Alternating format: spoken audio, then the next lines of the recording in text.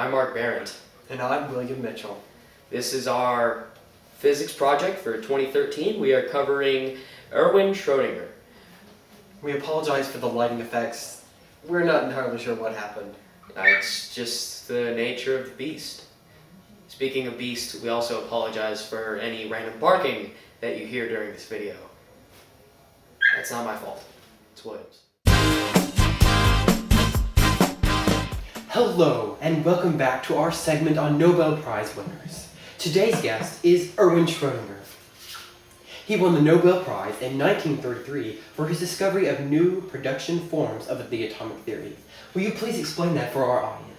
Well, unlike in classical mechanics, where Newton's second law predicts what system will do at any time beyond the initial settings with the use of a simple algebraic equation, my equation describes how the quantum state of a physical system changes over time.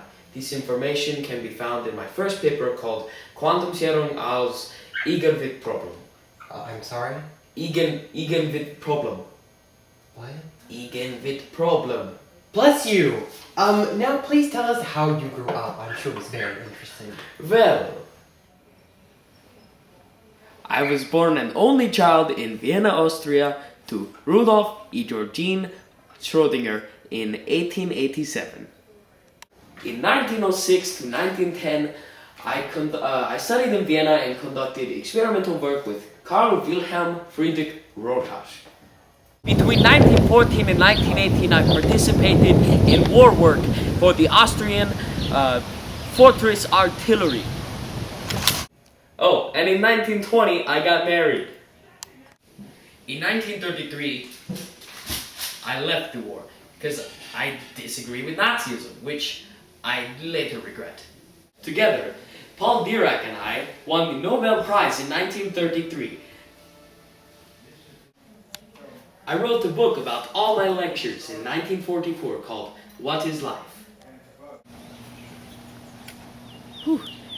And on January 4th, 1961, I died.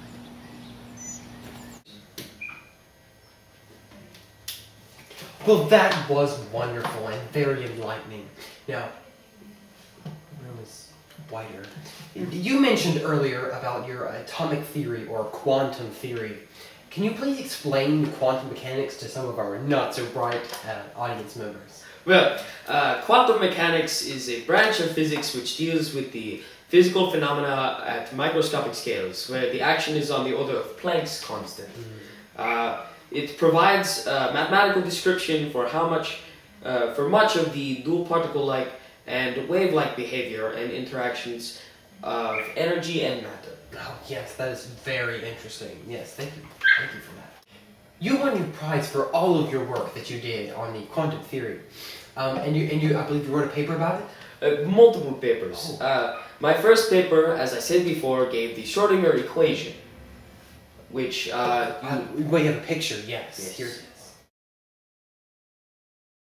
My second paper presented the quantum harmonic oscillator, rigid rotor, and diatomic molecule models, which were some of the few quantum mechanical systems where exact analytical solutions are shown.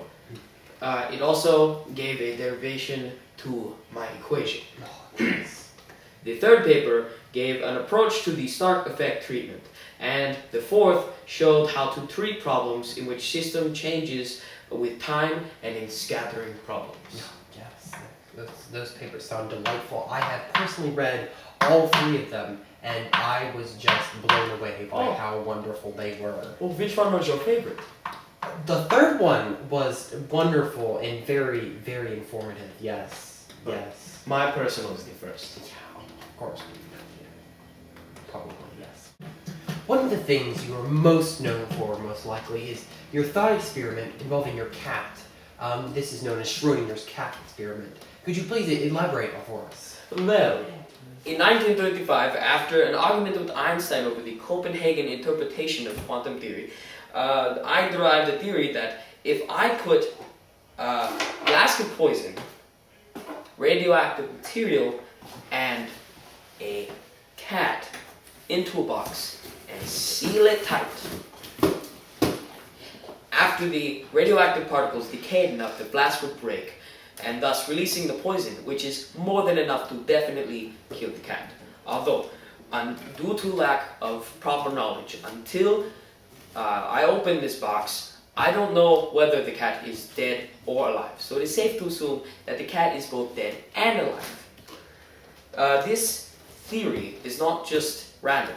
It illustrates the incompleteness and interpretation and the strangeness of the quantum mechanics and the math required to describe the states. Well, that was just enlightening. Thank you so much, and I want you nowhere near me or any of my cats that I may or may not own. Well, that is all the time we have today. Join us next week when our guest will be Albert Einstein. Awesome. Thank you so much for doing this. Yeah, no problem. But the German accent was really... Dude, I'm sorry. You got paid for this. You need a better German accent. Yeah, maybe next time you shouldn't pay up front. Okay. Alright, Yeah. of course. Is the camera still on? No. No, dude.